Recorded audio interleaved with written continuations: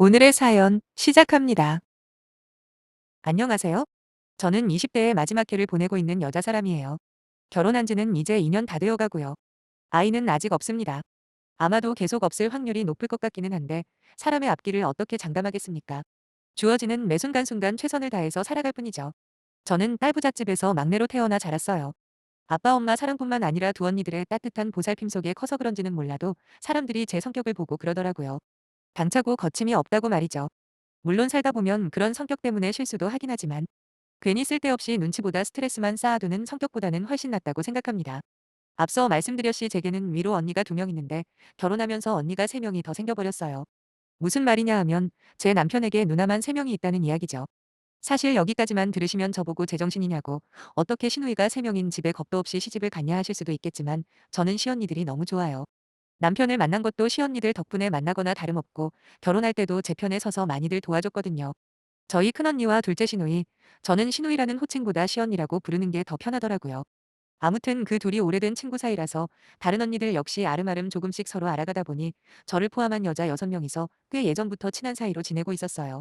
그러다 언젠가 여섯이 모여 새해를 맞아 파티 비슷한 걸 하고 있었는데 시언니들이 막내 동생도 같이 와도 되냐고 물어보는 거예요.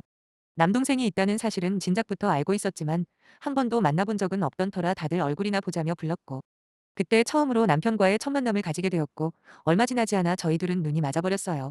누나가 3명이나 있어서 그런가 남편은 연애를 시작하던 시절부터 제 성격도 참 잘 받아주고 모난 곳 없는 무던한 성품이 너무 마음에 들었지요. 그렇게 한 해 두 해 만나다 보니 너무도 자연스럽게 결혼을 약속하게 되었는데 처음 우리의 결혼 결심은 시언니들에게 먼저 이야기를 했거든요. 그런데 축하한다고 말은 해주면서도 한편으로는 걱정이 된다고 솔직하게 말해주더라고요. 뭐가 걱정이 되냐 했더니 자기들 엄마 그러니까 지금 시어머니시죠. 아무튼 엄청 유별난 분이라면서 저보고 마음 단단히 먹으라는 조언을 해주는 겁니다. 아니 딸 셋에 아들 하나까지 바르게 키우신 분인데 설마 이상해봐야 얼마나 이상하시겠냐 하며 대수롭지 않게 대답을 했더니 시언니들 3명 모두 입을 모아 직접 겪어봐야 무슨 말인지 알게 될 거라네요. 그 때문인지는 모르겠지만 처음 시부모님과 대면하는 자리에 시언니들이 정부 시간을 비워 참석을 해주었습니다. 제가 걱정이 된다는 이유에서였죠. 실제로 시어머니는 시언니들이 말해준 것보다 훨씬 더 유별나긴 했습니다. 특히나 어렵게 낳은 막내 아들에 대한 사랑이 끔끔찍하시더라고요. 그리고 그때 처음 알게 된 사실이 하나 있는데 그건 바로 남편이 집안의 3대 독자라는 거였어요. 문제는 정작 시아버지께서는 아무 말씀이 없으신데 시어머니께서 저를 위아래로 훑어보시면서 대를 잇는 게 얼마나 중요한 일인지 이야기를 하셨다는 겁니다. 제가 좀 마른 체형이거든요. 어머님께서는 저더러 그렇게 말라서 애는 제대로 낳겠냐며 핀잔을 주시길래 이래 보여도 어릴 때부터 잔병치레 한 번 한 적 없고 또래 친구들에 비해서도 훨씬 건강한 편이라며 씩씩하게 대답을 해드리니 또 그런 모습은 마음에 드셨는지 흡족해 하시는 눈치였지요. 그렇게 이런저런 이야기를 하다가 제 위로 언니만 둘이 있다는 이야기를 들으시자 갑자기 또 얼굴이 굳어지시더니 다른 남자 형제는 없냐고 재차 물어보시는 거예요. 남자 형제는 없는 게 확실하고 제가 막내라고 대답해드렸더니 어머님께서는 그때부터 뭔가 불쾌한 듯한 표정을 지으시더라고요. 저보고 결혼하면 아들을 꼭 낳아야 하는데 딸부잣집 출신님께 마음에 걸린다고 괜히 며느리 잘못 들였다가 이 집안 대가 끊어지는 거 아닌지 걱정이 된답니다. 그러면서 딸만 낳는 것도 유전인데 어떻게 하냐 한숨을 쉬시길래 순간 저도 기분이 확 상하는 거예요. 가만히 넘기자니 성격상 그건 안 되겠어서 할 수 없이 한마디 하게 되었죠. 딸만 있는 집이라 안 좋았던 거 하나도 못 느꼈고 언니들을 포함해 우리 가족은 어느 집보다 화목하게 살았거든요. 그래서 도저히 참을 수가 없더라고요. 요즘 누가 아들 딸 이런 거 가리냐고 거기다 아들인지 딸인지 결정하는 게 어찌 여자 쪽 책임만 있겠냐. 솔직히 시도둑이라는 말이 왜 나왔는지 한번 생각해 보시라 말씀드렸어요. 대놓고 전곡을 찌르지는 않았지만 딸만 낳던 아들만 낳던 어느 경우에도 남편과 아내 양쪽이 모두 영향을 준 거 아닙니까? 당돌한 저의 대답에 오히려 시아버지께서 찔리셨는지 물컵에 물만 채워서 계속 들이키셨고 시어머니는 저의 답변 태도가 거슬렸는지 한마디 하시려고 하는데 옆에 있던 남편이 아이 문제는 저희가 알아서 하겠다며 만류하더군요.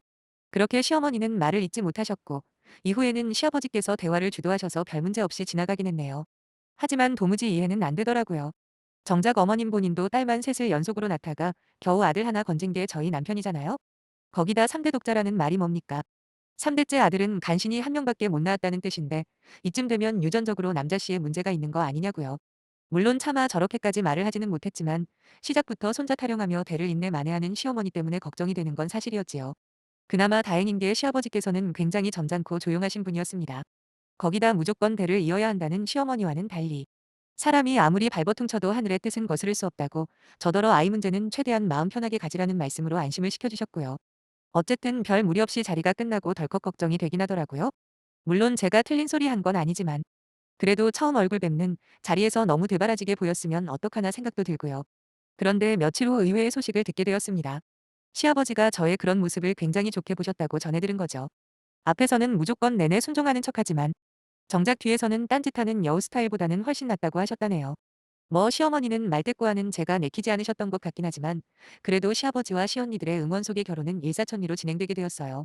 결혼 날짜를 잡은 지 얼마 안 지나서 하루는 어머님께서 저한테 따로 연락을 하셨고 처음엔 설마 제가 마음에 안 든다며 우리 아들과 헤어지거라 뭐 이런 말씀을 하시면 어쩌다 싶었는데 다행히 그건 아니었어요. 대신에 대를 잇는 거에 아직 미련을 못 버리셨는지 저보고 병원에 가서 검사는 한번 받아봐야 하지 않겠냐 하시더라고요. 한마디로 불임 검사를 의미하는 거였어요. 솔직히 싫다 말하고 무시할 수도 있었지만 그래도 무조건 시어머니와 각을 세우며 결혼 생활을 하고 싶지는 않아서 알겠다.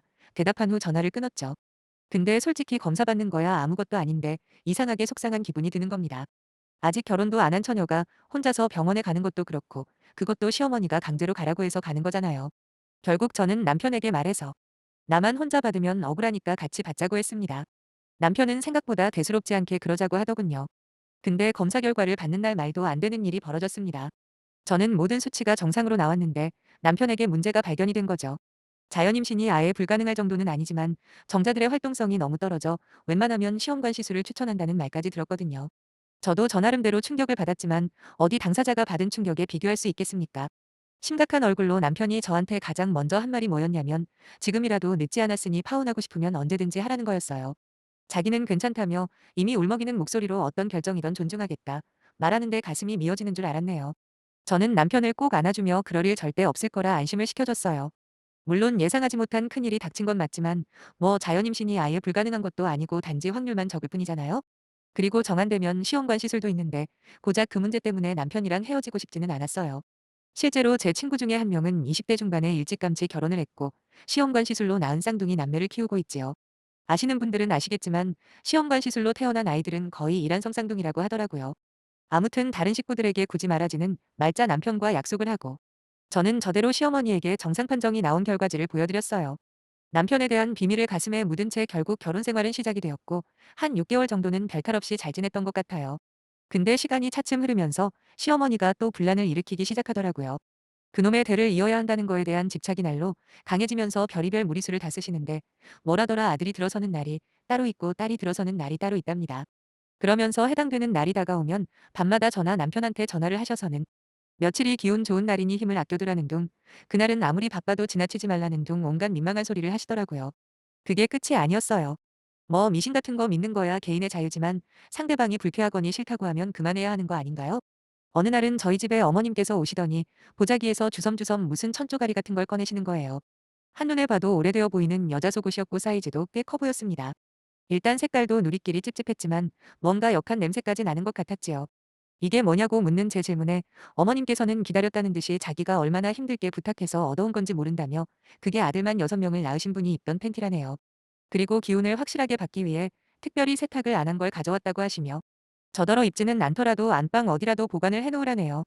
요즘에도 이런 미신을 믿는 사람이 있다는 거에 놀랐고 그게 바로 우리 시어머니라는 거에 또 한 번 놀랐습니다. 뭐라 반박할 틈도 없이 어머님께서 그냥 팬티만 두고 가버리셨기 때문에 저는 길다란 집게를 이용해 그 누리끼리한 팬티를 집어 쓰레기통에다 버려버렸어요.